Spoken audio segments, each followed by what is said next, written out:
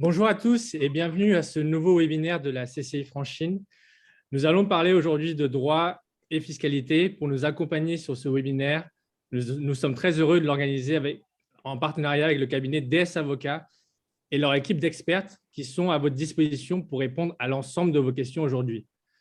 N'hésitez donc pas à poser à tout moment toutes vos questions qui peuvent être anonymes directement dans le chat et la fonction Q&A de l'application afin que nous puissions les transmettre à nos experts. Donc, sans plus tarder, je souhaiterais maintenant passer la parole à Andrea Buchin, déléguée générale Chine chez DS Avocats, avec qui j'ai le plaisir d'animer aujourd'hui cette session. Chère Andrea, la parole est à vous. Merci beaucoup, Pascal. Bienvenue à tous pour partager effectivement nos réflexions et nos analyses sur la situation actuelle qui apporte un certain nombre de questions sur l'évolution d'une structure, sur la stratégie à adopter, sur les conséquences d'une relocalisation ailleurs qu'en Chine. Donc, pour ce faire, nous avons proposé ce webinaire qui est plutôt sous forme d'échange afin de pouvoir partager avec vous à la fois les questions que vous pouvez vous poser et puis les réponses qu'on pourrait vous apporter. Nous l'avons conçu en 3 chapitres. Le premier chapitre concerne la mise en sommeil d'une société. C'est une nouvelle disposition qui a été mise en place en mars dernier. Donc, on a assez peu de recul à ce stade, mais c'est tout de même quelque chose que l'on connaît dans d'autres pays et l'on peut avoir déjà des éléments assez clairs sur son organisation, tant au niveau administratif que fiscal. Deuxième chapitre, la cession de la société. Quels sont ses avantages, les contraintes, le fonctionnement, l'organisation, les étapes, aussi bien administratives que fiscales. Troisième chapitre, la fermeture de la société. Comment on fait, tant d'un point de vue administratif, quels en sont les délais, comment on s'organise d'un point de vue fiscal. On abordera toutes les questions aussi d'organisation qui peuvent vous concerner. Comme l'a dit Pascal, on veut que ce soit un webinaire interactif et qui soit proche de vos préoccupations. Donc, à chaque chapitre, à chaque fin de chapitre, on reviendra sur vos questions. Vous en avez posé certaines, mais vous aurez peut-être des questions par rapport à l'information qu'on vous communiquera. Alors, n'hésitez pas, toutes les questions méritent une réponse et on essaiera de faire de notre mieux. Enfin, nous avons décidé de ne pas produire un traditionnel PowerPoint. Nous préférons échanger avec vous. De toute façon, la présentation vous sera adressée par la Chambre de commerce après notre webinaire. Vous pourrez aussi retrouver la vidéo de ce webinaire si jamais des éléments vous avaient échappé ou si certains de vos amis, confrères pouvaient être intéressés par ce type de, je dirais, de conseils. Donc, sans plus attendre, nous allons passer au chapitre 1 sur la mise en sommeil d'une société en Chine. Et Sylvie Savoie, je vous appelle pour nous en faire part. Merci Andrea. Donc, on va commencer par la mise en sommeil. Alors, la mise en sommeil, comme vient de le dire Andrea, c'est un concept qui est très récent puisqu'il date du 1er mars 2022 où il a fait son apparition pour la première fois dans une longue réglementation qui a été publiée au niveau national et qui concerne l'enregistrement des entités commerciales, qui a été suivi par un décret d'application, le tout entré en vigueur le 1er mars 2022. Donc, longue réglementation qui n'est pas du tout dédiée à la mise en sommeil. La mise en sommeil, c'est 2 articles dans la réglementation. Suite à la publication de ce texte, au niveau local, nous avons remarqué la présence d'une réglementation à Pékin. Pékin donc, a été les premiers à réagir, puisqu'ils ont publié le 16 mars 2022 les mesures pour l'enregistrement de la suspension provisoire des activités des entités commerciales. Donc, une mesure dédiée à la mise en sommeil. Donc là, la première en Chine. Donc, au niveau juridique, on n'a pas grand-chose en dehors de ces 2 textes, mais on voit que le concept est déjà mis en place et il y a déjà des entreprises qui ont fait des demandes de mise en sommeil. Et d'ailleurs, le premier cas de mise en sommeil a été fait à Shanghai le 1er mars, donc le jour même de la publication de la réglementation nationale. Alors, d'après les statistiques qu'on a pu trouver publiées par l'autorité chinoise, au 1er avril, donc un mois après l'entrée en vigueur de la réglementation, il y a 60 sociétés à Pékin qui ont fait des demandes de mise en sommeil, dont 98,3% qui relèvent du secteur tertiaire. Et selon les statistiques de l'AMR au niveau national, à la fin du mois de mars, on aurait eu 205 demandes de mise en sommeil réparties dans 14 provinces en Chine. Donc, tout ça pour dire que c'est nouveau, mais on voit que quand même, il y a un intérêt et que les demandes augmentent progressivement. Donc, le principe de la mise en sommeil, il est très simple. Ce que prévoit la réglementation, c'est que la mise en sommeil s'applique aux entreprises confrontées à des difficultés commerciales dues à des catastrophes naturelles ou accidentelles, des urgences de santé publique, des événements touchant la sécurité de la société ou d'autres motifs graves. La durée maximale de la mise en sommeil qu'il est possible de demander est de 3 ans. Et la procédure, une fois n'est pas coutume en Chine, est relativement simple, puisqu'il suffit de déposer une demande en ligne auprès de l'AMR locale. Donc, l'AMR, c'est l'administration de régulation du marché, l'entité qui délivre la licence d'exploitation de la société. Donc, la demande se fait en ligne et à Pékin, puisque c'est le seul endroit où on a une réglementation précise, il suffit de remettre 2 documents, une lettre de demande de suspension d'activité et une lettre d'engagement qui toutes les deux sont établies selon un modèle proposé par l'AMR. Donc, une procédure simple. Les textes ne prévoient pas de délai d'approbation, mais visiblement, de ce qu'on a pu constater, on parle de 1 à 2 jours ouvrables. Donc, simple et rapide. Une fois la demande qui est approuvée par l'AMR, elle va être publiée sur le système national d'information sur le crédit des entreprises, et toutes les personnes qui consulteraient ce site en cherchant les informations sur votre entreprise verront cette information. Donc, la mise en sommeil, je disais, c'est un maximum de 3 ans. Maintenant, vous pouvez, lors de la demande, faire une demande pour 6 mois, 1 an. Donc, c'est à vous de voir la demande qui convient le mieux. Et lorsque vous arrivez au bout de cette période que vous avez demandée, la mise en sommeil va être relevée automatiquement et l'entreprise va devoir reprendre ses activités. Il est aussi possible de faire d'entrée une demande de 3 ans et de se rendre compte finalement au bout de 6 mois, 1 an, que la situation s'est améliorée et que vous souhaitez reprendre des activités. Et il suffit à ce moment-là de retourner sur le site de l'AMR et d'annuler la mise en sommeil. Donc là aussi, une procédure assez simple pour reprendre des activités. Alors, quels sont vraiment les intérêts de la mise en sommeil? L'intérêt majeur, c'est souvent, ça peut être demandé parce que vous avez peut-être des difficultés momentanées, vous souhaitez réduire vos coûts fixes. Donc, mettre en sommeil la société, ça peut être intéressant, puisque ça va vous permettre éventuellement de résilier votre contrat de bail si vous avez la possibilité, d'après le contenu de votre bail, de le résilier en avance, puisque une société, une fois qu'elle est mise en sommeil, n'a plus besoin d'avoir une adresse à laquelle l'administration peut pouvoir la contacter. Puisque normalement, le principe normal, c'est quand vous avez une entreprise qui fonctionne, vous avez une adresse qui existe, l'administration peut à tout moment essayer de vous contacter, aller dans vos bureaux, et si elle ne vous trouve pas dans vos bureaux ou si les bureaux sont vides, vous êtes à ce moment-là mis en situation irrégulière, voire sur liste noire si la situation dure trop longtemps. Donc, quand l'entreprise est mise en sommeil, vous n'avez plus cette exigence de garder une adresse. Au niveau des salariés, parce que souvent, un des gros postes de dépenses peut être sur les salariés, si vous en avez beaucoup, malheureusement, les textes ne sont pas clairs sur la possibilité de licencier les personnes en utilisant la mise en sommeil. Nous pensons qu'a priori, ce n'est pas possible puisque la loi sur le travail ne prévoit pas ce cas, et pour cause, puisque dans la loi sur le travail a été publiée, la situation de mise en sommeil n'était pas prévue.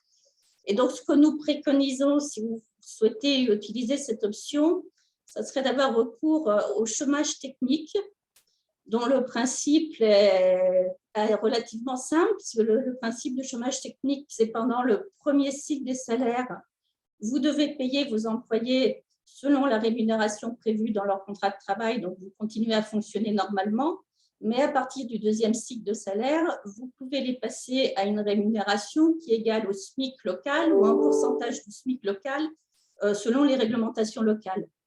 Donc, par exemple, à Shanghai, la réglementation sur le chômage technique prévoit que les employés doivent recevoir un SMIC local qui est de 2590 yuan à Shanghai. À Pékin, la réglementation, c'est 70% du SMIC local. Donc, à Pékin, ce que vous versez aux employés dans ce cas-là, c'est 1624 yuan par mois. Donc, ça, c'est sur la partie salariée. Sur la partie plus administrative, ce qu'il faut savoir, c'est que pendant que vous êtes pendant que l'entreprise est mise en sommeil, vous devez continuer une fois par an à faire à soumettre en ligne les rapports annuels d'activité. Donc, cette démarche administrative reste. Et le dernier point qui est important de voir, c'est les conséquences fiscales de la mise en sommeil. Et pour cela, je vais céder la parole à notre fiscaliste Yijun. Oui, merci Sylvie. En fait, après que la société est mise en sommeil auprès de l'AMR, donc sur le plan fiscal, malheureusement, toutes les entreprises sous forme de OFI ou de GV qui sont en fait soumises au régime de l'impôt sur les sociétés doivent continuer de faire des déclarations fiscales, donc même si les chiffres déclarés dans le formulaire sont zéro. Donc ici, on a quelques petits conseils. C'est que premièrement, si la société ne capte pas son équipe comptable ou financière pendant cette période de suspension d'activité, elle doit sous-traiter la déclaration fiscale et la tenue de comptabilité à un cabinet externe. Donc, il y aura un petit coût. Deuxièmement, il convient tout de même d'informer le bureau des taxes compétents de la suspension d'activité, c'est juste pour éviter des investigations ou des doutes quand ce dernier reçoit en fait tout d'un coup des zéro déclarations. Alors troisièmement, il convient de vérifier au préalable s'il y a des mesures locales qui permettent en fait de suspendre la déclaration fiscale pendant une certaine période. Et surtout pour cette année, compte tenu de la situation de Covid. Voilà, donc ça, c'est la partie fiscale de la mise en sommeil de la société. Je pense qu'on peut passer au sujet suivant. Andrea, s'il vous plaît. Alors, je vais avoir une petite question, alors qui pourrait être dans n'importe quel des chapitres, mais Sylvie, je vais te la donner. Peut-on transférer une société, une WOFI, de Pékin, donc chez toi, à Shanghai, ou faut-il mieux la mettre en sommeil ou la fermer et ainsi créer une nouvelle entité à Shanghai? Quid du transfert d'une société d'une ville à l'autre? Alors, la mettre en sommeil, ça va pas résoudre le problème du transfert, parce qu'une fois que la mise en sommeil va être levée, la société va toujours être à Pékin, elle ne va pas être transférée à Shanghai. Donc, la mise en sommeil, ce n'est pas la bonne option. Après, je dirais en pratique, la bonne option, c'est plus de fermer la structure de Pékin et d'en rouvrir une à Shanghai. C'est ce qui, en pratique, est le plus simple et le plus rapide. Puisque le transfert d'une région à une autre est en théorie pratique possible, mais en pratique, vous avez des énormes obstacles au niveau du bureau des taxes de la ville d'origine qui va vous demander finalement de faire une procédure qui ressemble exactement à ce que vous allez devoir faire en cas de fermeture de société. Donc, compte tenu de la complexité et après de tous les problèmes derrière qui peuvent se poser, alors tout dépend du type d'entreprise, mais si vous êtes une entreprise de trading qui a des produits qui entrent et sortent en douane, il y a aussi des problématiques douanières de transférer les personnes d'une douane à une autre douane. Donc, le plus simple et ce qui va être le plus rapide, c'est vraiment fermer et réouvrir. Merci Sylvie. Et donc, nous passons au chapitre 2, cession à un acquéreur. Guyenne, si tu veux bien intervenir. Ok, merci. En fait, vente de la société à un acquéreur potentiel est un moyen rapide pour se retirer de la Chine. Par rapport à une liquidation par le cédant de la société cible et création d'une nouvelle société par l'acquéreur, cette opération présente évidemment des avantages tant pour le cessionnaire que pour le cédant. En fait, du côté de cessionnaire, puisque la société cible a déjà développé sa clientèle, son réseau, son concept, son savoir-faire et possède un portefeuille de fournisseurs fiables et un certain nombre de salariés expérimentés et qualifiés. Donc, cette acquisition permet à l'acquéreur de pénétrer le marché en s'appuyant sur un réseau déjà en place et en s'appuyant sur un savoir-faire déjà développé et adapté au métier. Et aussi, l'acquéreur n'a pas besoin de prendre un temps non négligeable de chercher et d'identifier des fournisseurs qualifiés et salariés expérimentés. Donc, ça lui permet de démarrer les activités assez rapidement. Troisièmement, si l'acquéreur a déjà une entité existante en Chine, donc avec cette entité existante, plus l'entité qu'il a acquise, il pourra, par exemple, partager les salariés de gestion, ils pourront profiter de synergies, ils pourront baser lourd dans la négociation d'achat et obtenir une remise plus importante. Donc, en bref, cela lui permet d'améliorer la rentabilité de l'ensemble de ces entités en Chine. Ensuite, du côté citant, il y a aussi des avantages. Premièrement, par rapport à une procédure de liquidation classique, les formalités administratives liées à la cession de participation sont beaucoup moins lourdes. Il s'agit surtout de l'enregistrement auprès de l'AMR, de la cession, plus le changement de gouvernance, plus la dénomination sociale, c'est nécessaire. Et ensuite, des simples formalités auprès du bureau fiscal, auprès des banques, auprès du bureau d'échange. Deuxièmement, puisque le changement de l'actionnaire ne change pas les contrats de travail existants, donc il n'y a pas le cédant n'a pas besoin de procéder à une procédure de licenciement des salariés, donc il n'y a pas de coût associé. Troisièmement, il n'y a pas de coût de liquidation parce que dans une procédure de liquidation, en général, on doit mandater un cabinet d'avocats et un cabinet d'audit pour l'accompagner tout au long de ce processus. Mais dans une procédure de cession, en général, c'est le cessionnaire qui se charge des formalités et le cédant, il va seulement mandater un cabinet, un avocat pour l'aider à réviser et à valider le contrat de cession. Quatrièmement, en fait, la vente de la société permet de valoriser l'ensemble des actifs de la société, y compris le réseau, les salariés, le savoir-faire. Donc, ça lui permet de générer en fait une plus-value.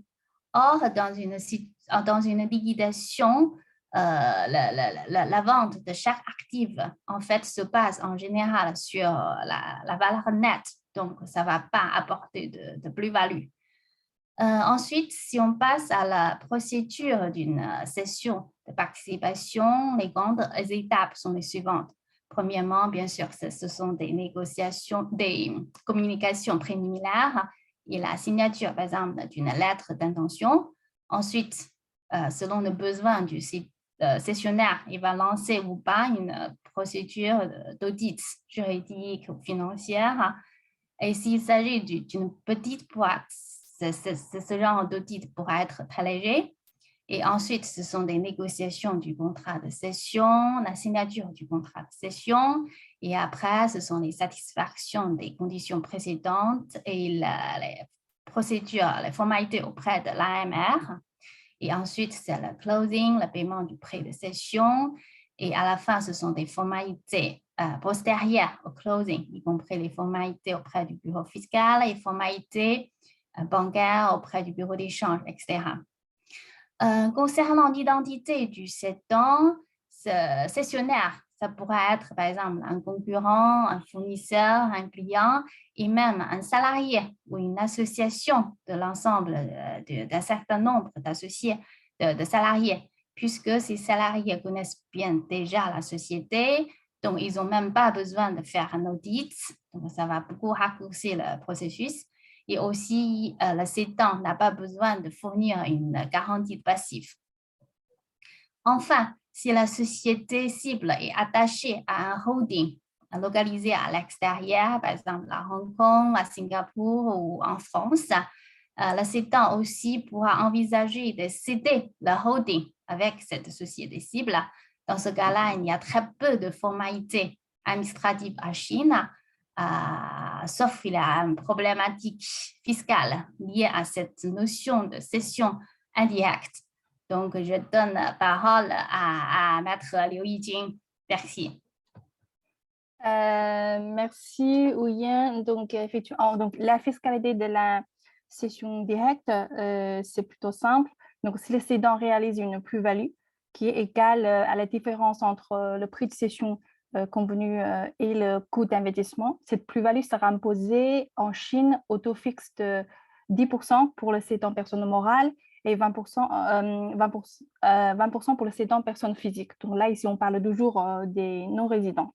Alors, pour le calcul de la plus-value, si le prix convenu par les parties est manifestement inférieur à la valeur vénale de la société cédée, sans justification raisonnable, l'administration fiscale chinoise a en théorie le droit de réajuster cette base imposable en retenant en fait la valeur vénale de la société.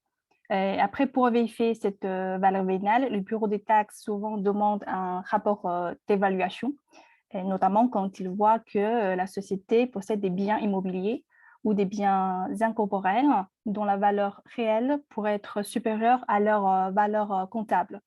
Dans la pratique, si le prix n'est pas trop loin de la fair market value de la société et que si les parties ne sont pas liées, alors il y aura forte chance que l'administration fiscale ne remette pas en cause le prix convenu par les parties.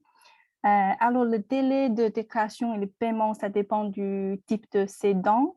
Il convient de noter que depuis l'année dernière, dans certaines villes, les autorités commencent à exiger le règlement des impôts par des non-résidents, surtout des résidents personnes physiques, avant de continuer la formalité auprès de l'AMR. Voilà. De toute façon, nous suggérons toujours aux parties de commencer le calcul, la préparation des documents de formulaire et notamment la communication avec le bureau des taxes dès que possible après la signature de l'accord de cession, juste pour éviter des retards qui pourraient être causés par des allers-retours avec le bureau des taxes. Donc, ça arrive quand même souvent. Un autre point important à retenir, c'est comme Ouyen a dit tout à l'heure, c'est un sujet assez complexe. Donc, c'est le sujet fiscal dans une cession indirecte. Donc, si vous cédez une société intermédiaire qui est située en dehors de la Chine, et surtout dans un pays ou région à faible imposition, il y a un risque d'imposition en Chine si cette société intermédiaire n'a pas de substance commerciale. Donc, dans ce cas, en fait, on considère que vous cédez de facto la filiale chinoise et donc devez être taxé en Chine. Alors, c'est un point un peu assez tricky dans le pratique, car la loi chinoise met en place un système de déclaration volontaire, c'est-à-dire c'est aux parties de décider s'ils déclarent à l'administration fiscale chinoise ou pas. C'est le principe. Et bon, le cédant, bien sûr, souvent ne veut pas déclarer l'opération, alors que l'acquéreur préfère la déclarer et que le cédant paie l'impôt immédiatement. Parce que si jamais il y a un contrôle fiscal dans le futur, le bureau des taxes va chercher la filiale chinoise et son nouvel actionnaire, c'est-à-dire l'acquéreur. Et il y a potentiellement des pénalités sur l'acquéreur. Voilà, si l'administration fiscale considère que l'impôt aurait dû être payé, alors il n'est pas payé. Donc, ça devient souvent un point de blocage pendant la négociation entre les parties. La solution, c'est soit le cédant accepte de payer l'impôt immédiatement, soit on met une clause d'indemnisation dans l'accord de cession, selon laquelle le cédant s'engage à indemniser l'acquéreur donc pendant une certaine période, donc ça peut être 3 ans, 5 ans ou 10 ans, donc à négocier, pour des pertes subies d'un contrôle fiscal dans le futur. Après, il y a aussi le mécanisme de l'escrow account qui permet de geler une partie du prix dans un compte spécial pendant une période limitée. Donc ça, c'est l'imposition de la plus-value. En outre, il y a aussi le droit d'enregistrement dont le montant est très mineur, donc c'est 0,05% du prix de cession et après qui doit être payé par chacune des parties du contrat. Donc s'il y a deux parties, le coût total sera 0,1% du prix. Voilà. Je donne parole à Andrea. Oui, à nouveau, à moi. J'ai plein de questions pour vous. Alors, dans le cadre, en fait, dans le rachat, il peut y avoir l'option que ce soit des employés de la dite entreprise qui se constituent acquéreurs.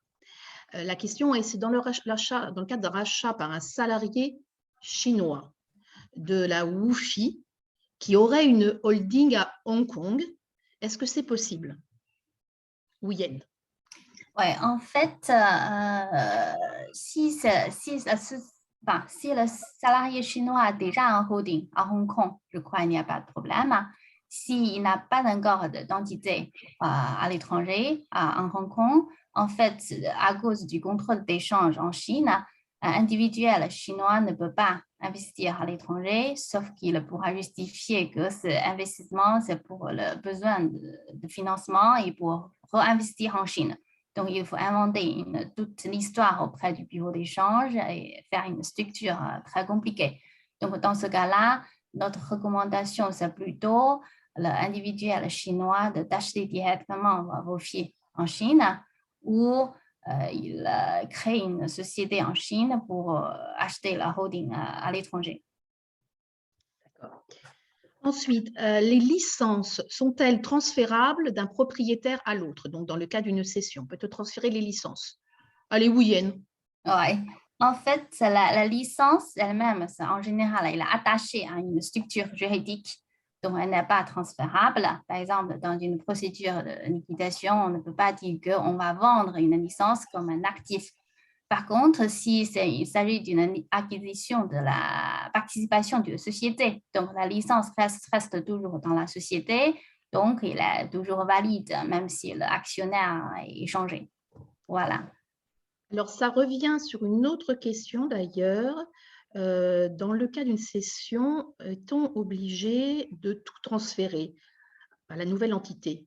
Est-ce qu'en fait, on pourrait transférer qu'une partie de la société? C'est comme ça que je comprends la question.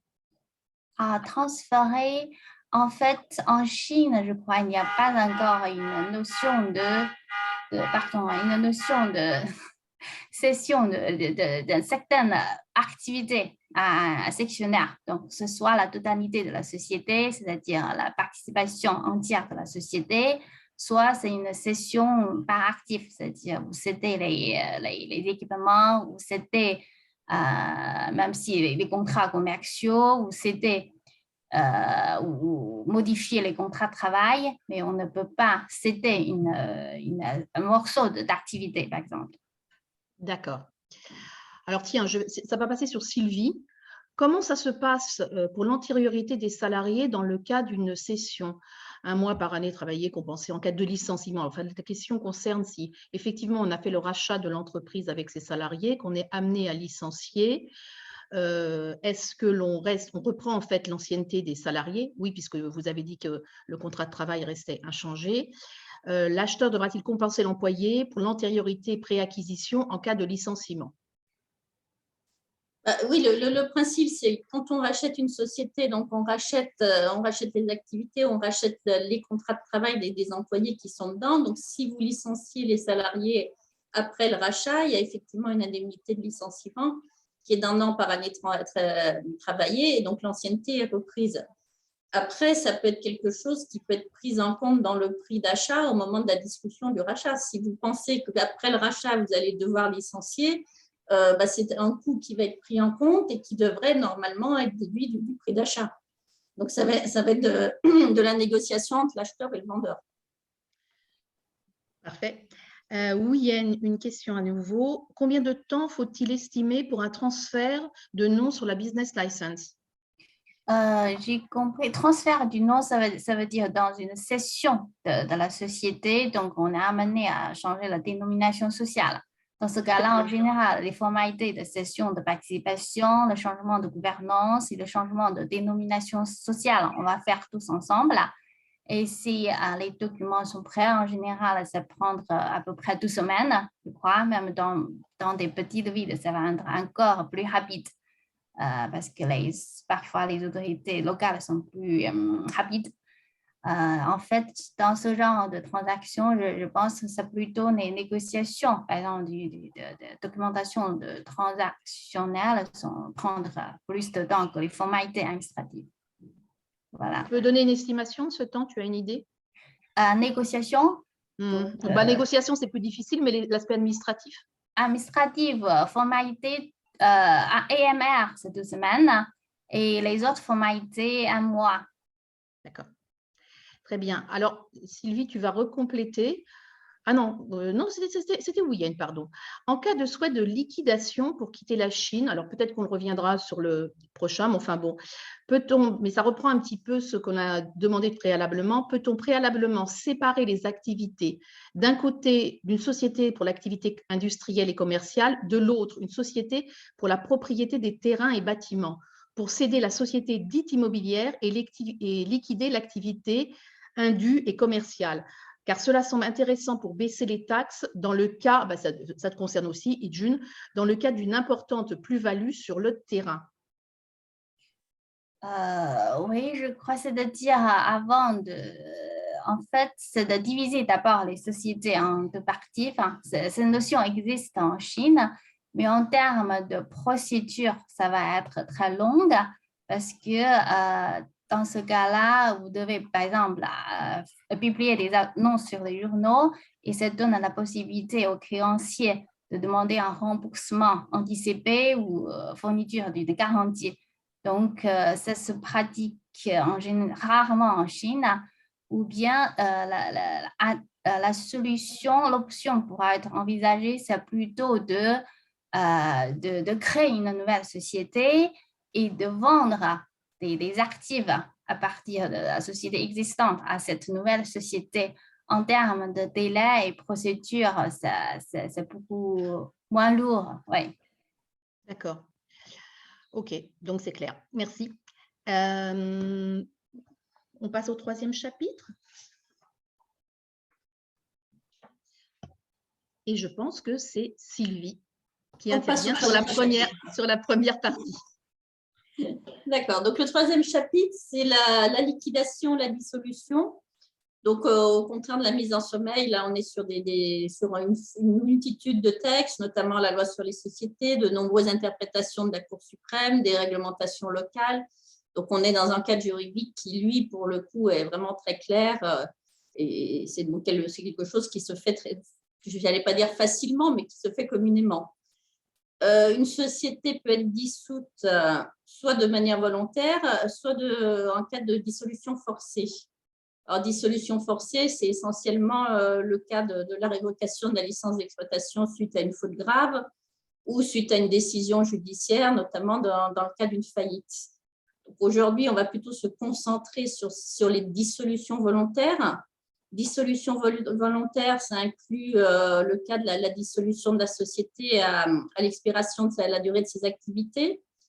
Ça peut être la survenance d'un événement qui entraîne la dissolution et qui est prévu comme tel dans les statuts de la société. Ça peut être la dissolution suite à une fusion avec une autre entité, ou ça peut être tout simplement une décision de l'Assemblée générale des actionnaires ou du conseil d'administration pour ceux qui sont encore sous l'ancienne gouvernance qui décide, donc l'Assemblée décide simplement de dissoudre la société. Donc, au niveau pratique, les démarches qui devront être faites, donc la première étape, c'est une résolution justement de l'Assemblée générale des actionnaires qui va préciser la date de la dissolution, les principes généraux applicables à la liquidation et qui va nommer un comité de liquidation. Donc, le comité de liquidation, c'est l'entité qui va être en charge de toute la procédure de liquidation de la société jusqu'à ce que toute la procédure soit finie. Le comité de liquidation, il est composé des actionnaires et il a un responsable qui, généralement, est le représentant légal de la structure. Le rôle du comité de liquidation, donc, ça va être de faire un inventaire des biens de l'entreprise, d'établir le bilan, d'établir le plan de liquidation. Il va devoir aussi notifier par écrit les créanciers connus et ceux inconnus par voie de presse. Donc, il y a des annonces qui sont faites à la fois sur la presse papier et en ligne sur les sites Internet officiels. Il va payer les taxes dues, il va collecter les créances, payer les dettes, il va distribuer les actifs à la fin de la procédure et en cas où il y aurait des procédures judiciaires à l'encontre de la société, il va représenter la société devant le tribunal. La composition du comité de liquidation doit être enregistrée en ligne sur le système national d'information sur le crédit des entreprises. Donc ça, c'est le principe, les grands principes généraux. Après, je dirais, c'est plus les conseils, comment faire pour pouvoir liquider ma société pour que ça se passe bien et que je ne prenne pas des années à tout fermer. Alors, la première chose à faire, c'est au niveau financier, c'est vraiment d'apurer le bilan de la société au maximum. Et quand je dis apurer, c'est recouvrer toutes les créances, payer toutes les dettes, distribuer les dividendes s'il y en a. Ça va être régler les taxes que vous devez payer. Ça va être licencier les employés. Et là, dans le cas d'une liquidation, vous avez le droit de licencier, c'est prévu clairement dans la loi sur les contrats de travail. Donc, licenciement avec toujours une indemnité de licenciement d'un mois par année travaillée. Il va falloir arrêter et résilier tous les contrats en cours. Donc, certains, il peut y avoir des pénalités à payer pour la résiliation des contrats. Donc, il faut vraiment préparer le terrain et arrêter tout ce qui peut être arrêté. Puisqu'il faut savoir qu'une fois que la procédure de liquidation est lancée, la société ne peut plus avoir d'activité commerciale. Elle peut juste continuer le passé et arrêter le passé. Donc, toute nouvelle activité est interdite. Ensuite, donc une fois que vous avez bien préparé les comptes, bien préparé, géré, donc il n'y a plus d'employés, il n'y a plus personne, la structure est vide, vous pouvez vraiment lancer les premières étapes pratiques de liquidation. Et la première étape, qui est aussi la plus contraignante et la plus longue, c'est le désenregistrement auprès du bureau des taxes. Donc, je te laisse la parole, Idune. Oui, alors, il y a mon fils qui entre. Alors, donc, oui, avant de faire le désenregistrement fiscal, donc la société doit régler toutes ses dettes fiscales. Donc ici, pour résumer, il y a 3 catégories de dettes fiscales. Si je résume, il y a les dettes passées, les dettes en cours et les dettes à venir. Donc, les dettes passées, ce sont les taxes, les impôts, les pénalités qui sont déjà établies, mais pas encore réglées. Et les dettes en cours, il s'agit de l'impôt de l'exercice en cours, c'est-à-dire la période allant du 1er janvier de l'année à la date de début de liquidation, qui marque la cessation d'activité de l'entreprise. Ensuite, quand on commence les opérations de liquidation, donc pendant cette période, la société va vendre ou distribuer ses actifs et régler ses dettes. Donc, si à la fin, ces opérations donnent lieu à un profit sur le bilan de liquidation, alors ce profit doit être imposé au taux de 25%, qui est le taux de droit commun de l'impôt sur les sociétés. Donc là, attention, donc même si la société a bénéficié d'un taux réduit avant, pour le profit généré pendant la liquidation, qui est en fait une période indépendante, c'est toujours le taux de 25% qui doit s'appliquer et non pas le taux réduit. Après, il y a des formules spécifiques pour déterminer le profit de liquidation. Là, on ne va pas entrer en détail. On rappelle juste qu'à part l'imposition au niveau de la société liquidée, il y a aussi potentiellement une imposition au niveau de l'actionnaire.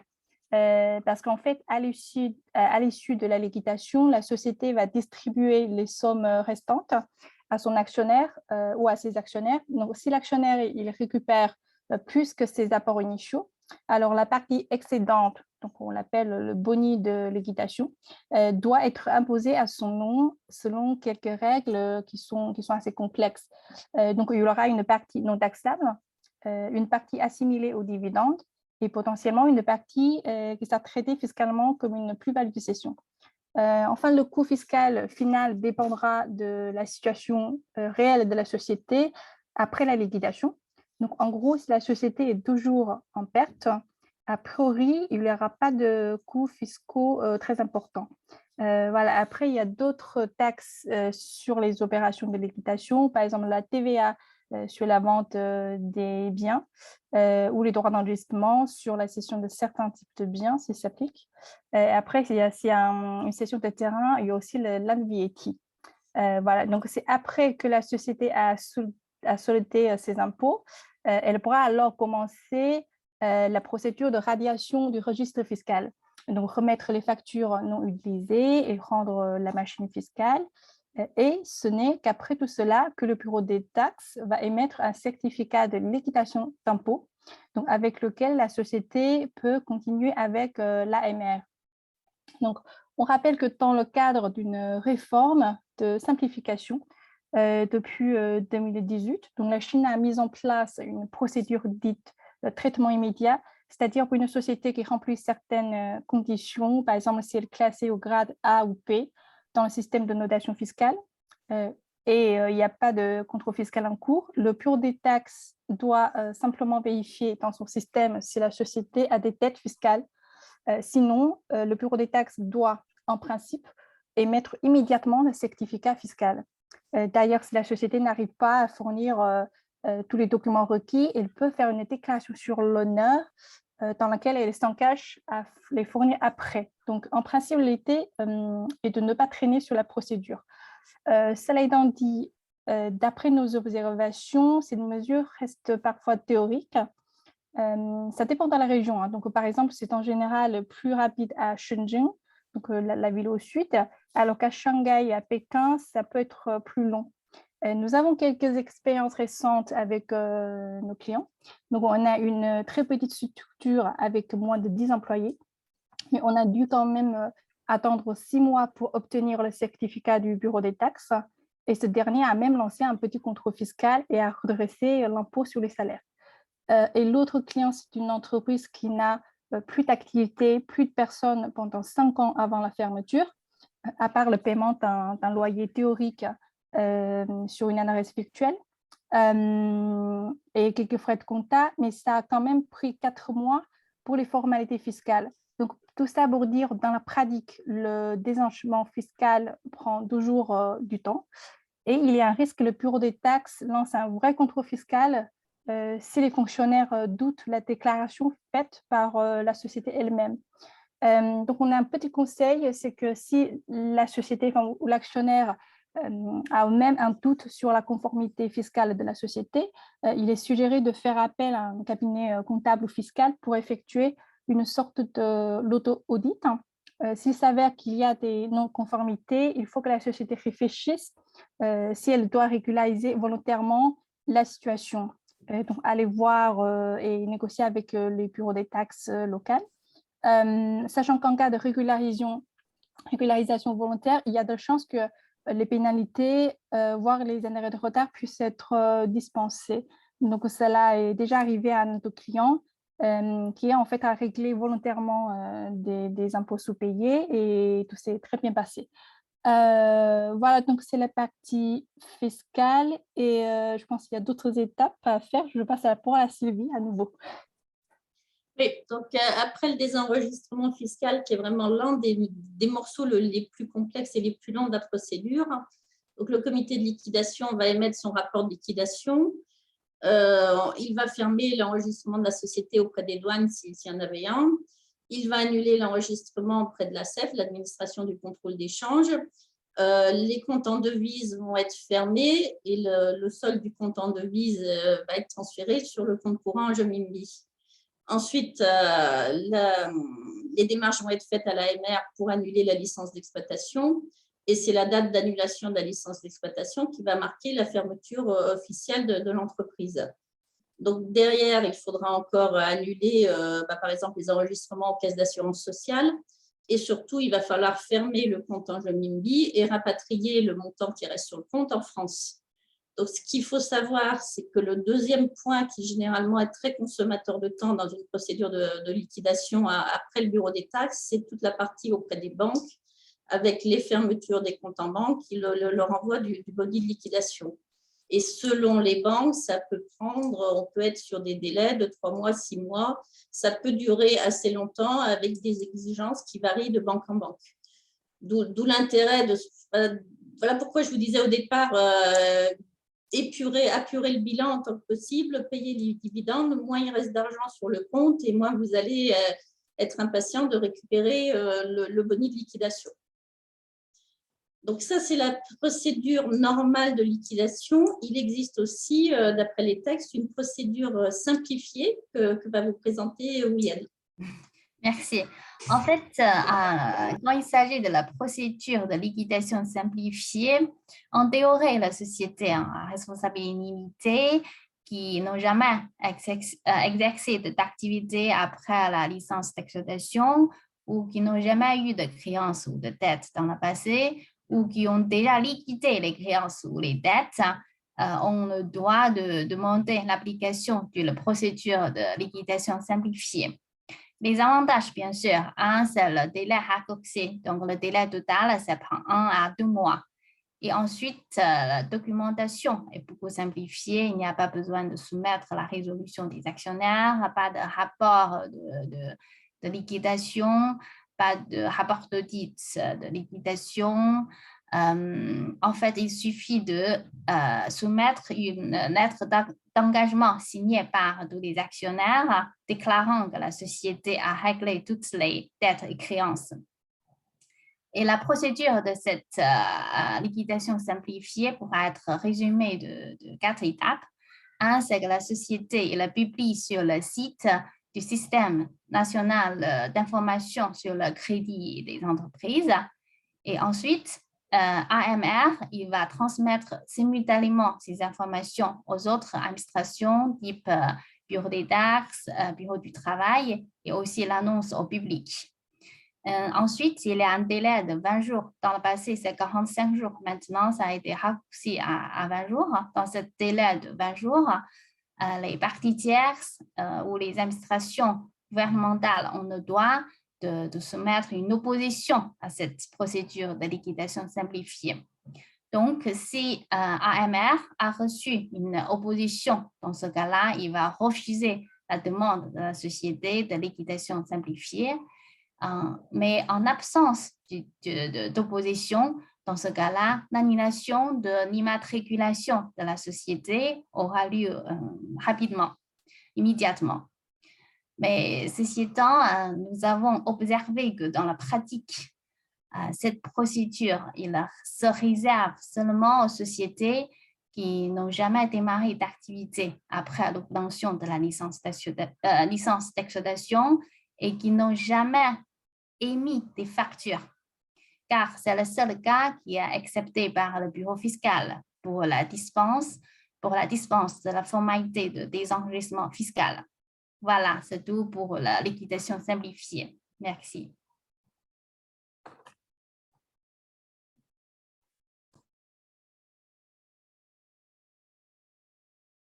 Pardon, je savais que ça allait m'arriver. Et Jean, je pense que tu as un aspect fiscal sur la procédure simplifiée de liquidation? Non, je pense que oui, elle l'a déjà dit. Donc, en fait… parfait. Voilà. Bon, alors moi, j'ai des questions en revanche. J'ai des questions qui sont comment liquider une société si je suis hors de Chine? Alors, je vais répondre. Guyane, Sylvie, laquelle? Bon, je ne sais pas, là. Allez, je vais répondre. Tout est possible, il suffit d'avoir quelqu'un de confiance en Chine à qui vous avez laissé les clés de la société, les tampons, tous les documents comptables, fiscaux, en qui vous avez confiance. Donc, je dirais au hasard, un cabinet d'avocat, un cabinet comptable, un cabinet fiscaliste, et qui peut tout gérer pour vous avec, de temps en temps, il va vous être demandé de signer des documents, mais normalement, la présence physique n'est pas nécessaire. Il peut être requis d'envoyer son passeport en Chine, notamment au niveau de la fermeture des comptes en banque. Mais a priori, ça ne pose pas de problème particulier. Bon, puisque tu as la parole, et si je ne fais rien, si je décide de rien faire, il se passe quoi? Ça, ce n'est pas bien. Oh non, c'est une bonne question parce que beaucoup de personnes se la posent.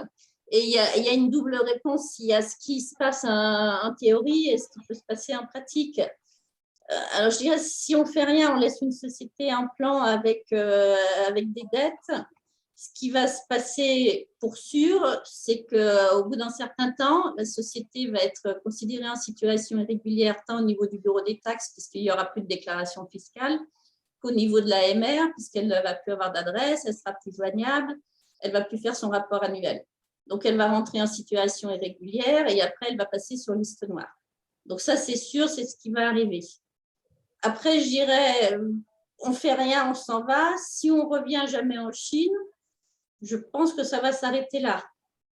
Parce que la théorie, c'est de dire, j'ai laissé une énorme dette, la société va m'attaquer au tribunal, le tribunal pourrait me poursuivre. Bon, il y a des accords entre la Chine et la France, donc pourrait théoriquement me poursuivre, ou le bureau des taxes chinois pourrait communiquer avec le fisc français. Ça, c'est possible dans les textes. C'est vrai qu'en pratique, on ne l'a jamais vu. Donc, le risque, pour moi, il est plus si un jour, je reviens en Chine. Et là, si un jour, je reviens en Chine, effectivement, je pourrais être identifiée parce que j'ai une procédure en cours, que quelqu'un m'a attaqué à titre personnel parce que j'étais le représentant légal, a fait une demande d'interdiction de sortie du territoire. Donc là, je vais dans le pire des cas. Et je reviens en Chine très content pour des vacances et je m'y trouve bloquée parce que j'ai cette procédure en cours. Ça, c'est des choses qui peuvent arriver au moment du retour en Chine. Donc, je dirais, ne rien faire, si vous ne laissez pas grand-chose, il n'y a pas énormément de risques. Plus il y a des grosses dettes, plus ça devient embêtant. Donc, le conseil, ça serait, alors je comprends, fermer vraiment tout, c'est compliqué, ça prend du temps, ça coûte de l'argent. Ça serait de faire le maximum. Dans la mesure de vos moyens, pour moi, c'est faire le maximum, c'est payer ses salariés, arrêter leur contrat de travail, se séparer d'eux, payer ses taxes et après, payer un maximum de dettes. Et si vous pouvez aller jusqu'à l'étape du désenregistrement fiscal, c'est sûr que c'est mieux. Sinon, il y a un risque théorique. Vous avez une épée de Damoclès qui reste pendue. Et vous savez que si un jour vous revenez en Chine, ça peut mal se passer. Donc, c'est un peu ça, quoi. Si je ne fais rien, il peut y arriver des choses comme il peut ne rien se passer. Désolée, c'était ma petite période acide nucléique, livraison. Bien justement, est-ce que dans le cadre, on parlait de dette, est-ce que d'avoir une grosse dette qu'on ne peut pas payer pourrait bloquer la procédure de liquidation? Yijun? Bouyen? Alors, moi, je commence par sur le plan fiscal, non, parce que le bureau des impôts, il va, pour faire le désenchement fiscal, il va se baser sur le rapport de liquidation, en fait, soumise par la société. Alors, s'il y a des dettes qui ne sont pas payées ou qui sont abandonnées, le bureau fiscal doit être très content parce que ça génère un profit taxable sur les opérations de liquidation. Voilà. Et après, je laisse William compléter s'il y aura un impact sur le plan administratif ou civil. OK. Au plan juridique, par exemple, si le créancier a déjà réclamé le remboursement de la dette, mais la société n'a pas les moyens de le rembourser, donc on peut demander d'entrer dans soit le créancier, soit le débiteur pour demander d'entrer dans la procédure de faillite. Par contre, si par exemple la société ne notifie pas le créancier pour cette dette et il entre dans une procédure de liquidation normale et puis personne n'a identifié, donc il a passé finalement à l'annulation de l'immatriculation de la société. Dans ce cas-là, et peut-être au bout d'1 an ou 2 ans, le créancier revient sur cette dette. Dans ce cas-là, je crois que si le comité de liquidation l'a fait volontairement de ne pas notifier le créancier, parce qu'en général, à part l'annonce sur les journaux, aussi le comité de liquidation doit notifier individuellement les créanciers. Donc, s'ils n'ont pas fait volontairement ou par une grande négligence, dans ce cas-là, les créanciers pourront poursuivre la responsabilité du comité de liquidation parce qu'ils n'ont pas rempli leur travail de diligence. Et puis, donc, c'est le comité de liquidation qui doit prendre une responsabilité solidaire sur ce genre de dette. Voilà. Merci. Alors, on va se sortir et puis on va rester dans le même sujet parce qu'il y a une nouvelle loi qui est entrée en application en 2021, la loi sur les données personnelles, la PIPL. Et en fait, ces données personnelles, quand elles ont été collectées durant la vie de la société, que se passe-t-il en cas de mise en sommeil, de transfert ou de cessation d'activité? Isabelle.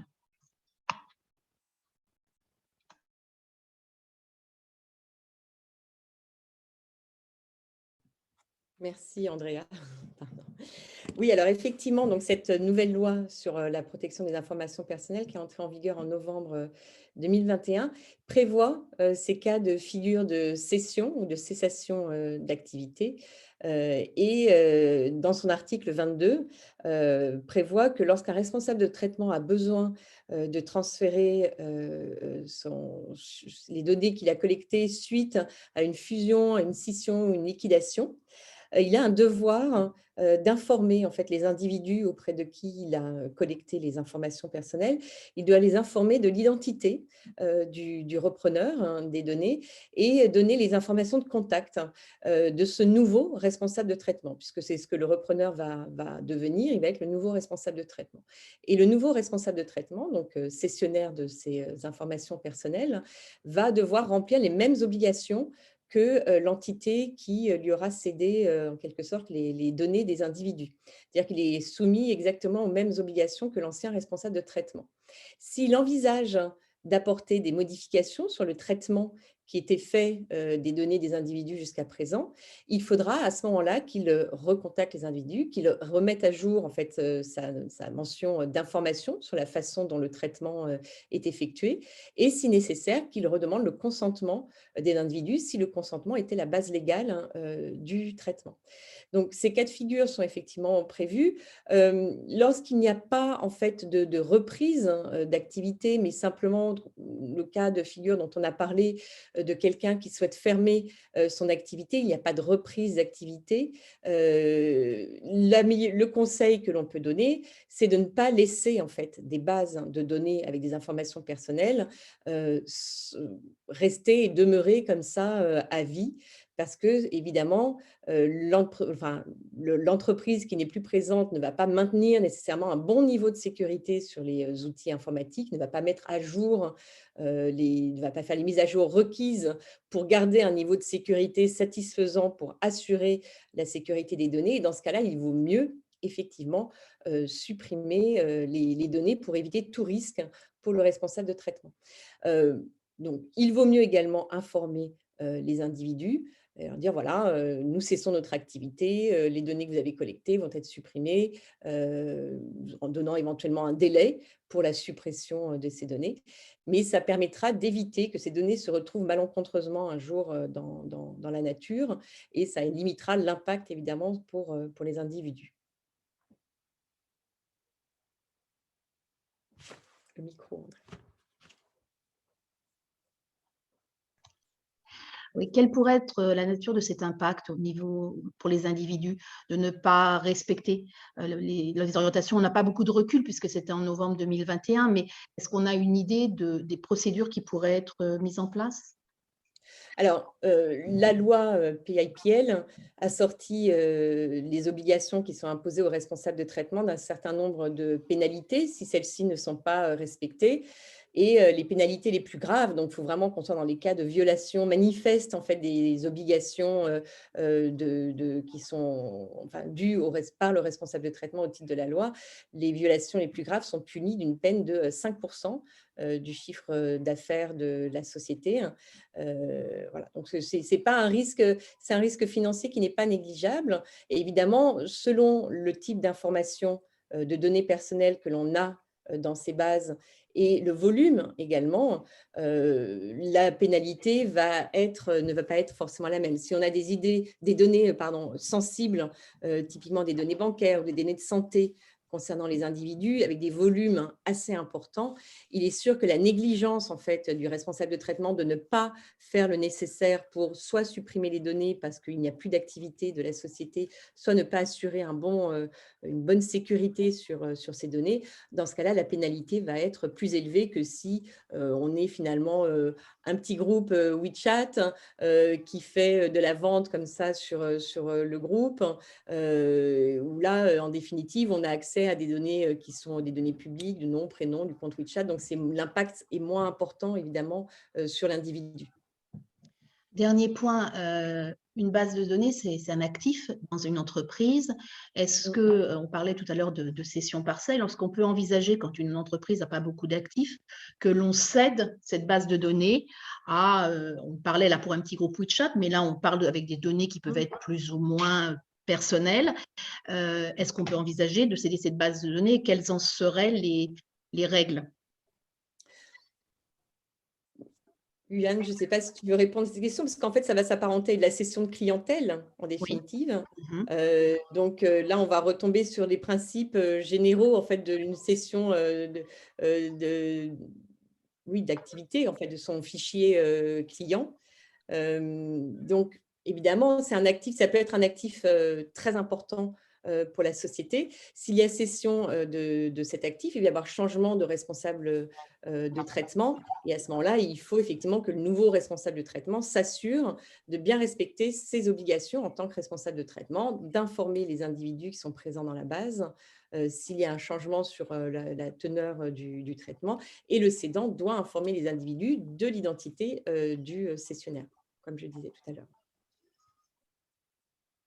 OK. Je vérifie les dernières questions.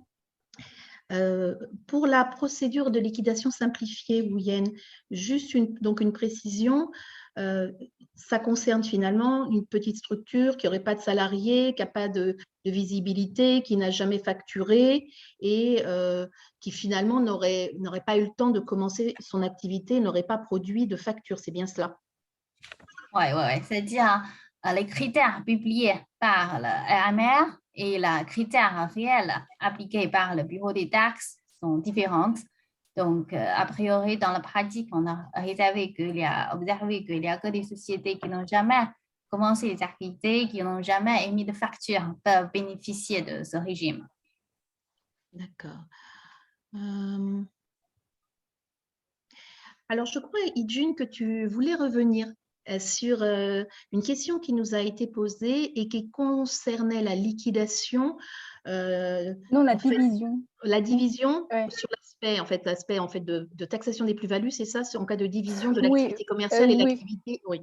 Oui, parce que vous étiez avancé très rapidement. Alors, oui, en fait, on a une question posée sur la division d'une société en deux entités, donc, dont l'une est s'attachée à la détention des biens immobiliers et du terrain. Je comprends qu'en fait, l'objectif est d'éviter la taxe sur la vente du terrain, on l'appelle land VAT.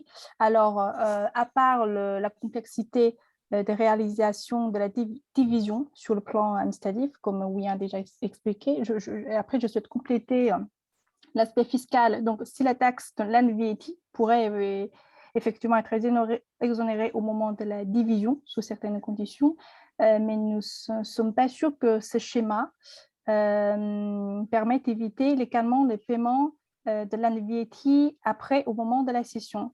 En fait, en cas de cession d'une société qui ne détient que le terrain et les biens immobiliers, et surtout dans le cas où en fait ces sociétés, on appelle société à prépondérance immobilière, qui est née d'une division qui intervient en fait peu de temps avant la cession.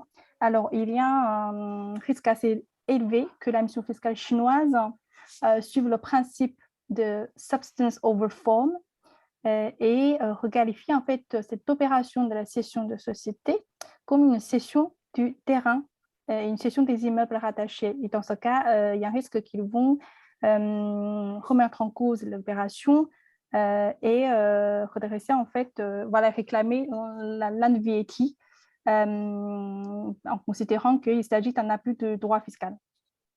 Ouais, donc il y a un risque. OK. Petite question en anglais pour toi, Wouyen. What are the legal risks for the director of a bankrupt company unable to pay the debt to the staff and supplier? Only the legal rep is liable or all the directors? C'est-à-dire une société qui est entrée dans la faillite.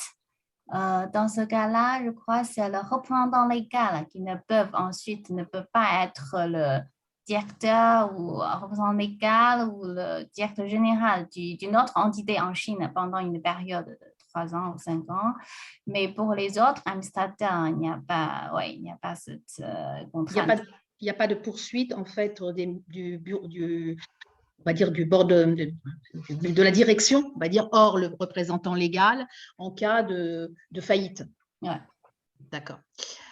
Attends, Andrea, juste pour compléter oui. sur ce point, il n'y a pas de poursuite si le représentant légal n'a pas commis de faute. En revanche, si la faillite est due d'une mauvaise gestion volontaire de pratiques frauduleuses du représentant légal, à ce moment-là, sa responsabilité peut être poursuivie.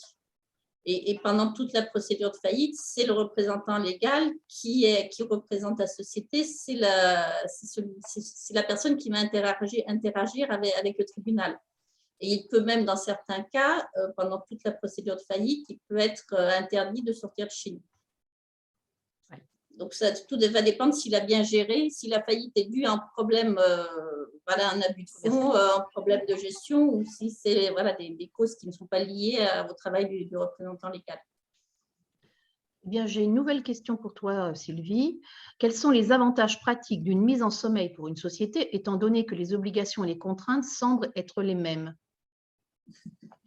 Je dirais les avantages à l'heure actuelle, ça vous donne, je pense que ça donne un argument pour licencier les salariés avec une base qui n'est pas forcément juridique, mais qui leur permet de bien discuter avec eux et de ne pas trop payer d'indemnité de licenciement. Ça permet de résoudre le problème du contrat de bail et ça permet surtout de garder une société qui n'entre pas dans une situation irrégulière alors qu'elle ne va pas avoir d'activité pendant une certaine période. Et après, c'est quelque chose de nouveau.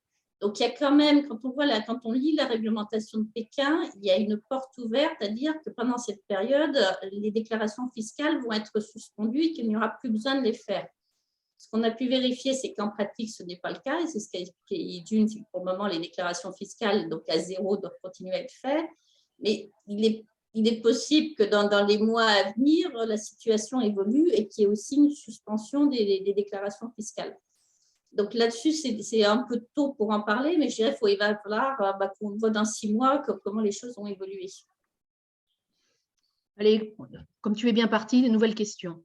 Si le responsable légal d'une société quitte la Chine pendant 6 mois, 1 an, est-il conseillé de transférer la responsabilité légale de la société à quelqu'un de confiance ou pas besoin et tout peut être géré à distance? Pas besoin, tout peut être géré à distance. On a souvent même de cas de représentants légaux qui ne viennent jamais en Chine, surtout en ce moment. Voilà. Alors, de gérer à distance, il peut y avoir des problèmes de signature. Si c'est le représentant légal qui a la signature sur les comptes en banque et c'est une signature manuscrite et non pas en tampon signature, il faut modifier les signatures auprès de la banque pour avoir un tampon et que la personne qui est en Chine ait le droit d'utiliser le tampon signature. D'accord. Je pense qu'on a fait à peu près le tour des questions. Je vérifie.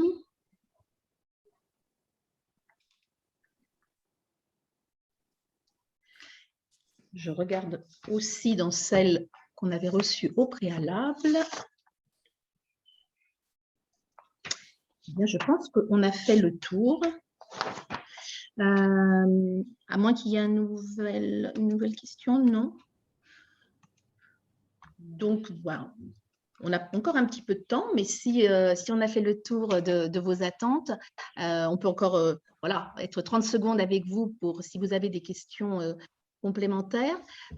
Comme indiqué, l'ensemble des informations que nous vous avons données d'une manière orale feront l'objet d'une petite synthèse, enfin d'une belle synthèse écrite qui vous permettra de retrouver toutes les grandes lignes de ce que nous avons évoqué. Et si vous avez besoin d'avoir, je dirais, une orientation plus personnelle concernant votre activité, n'hésitez pas à nous solliciter.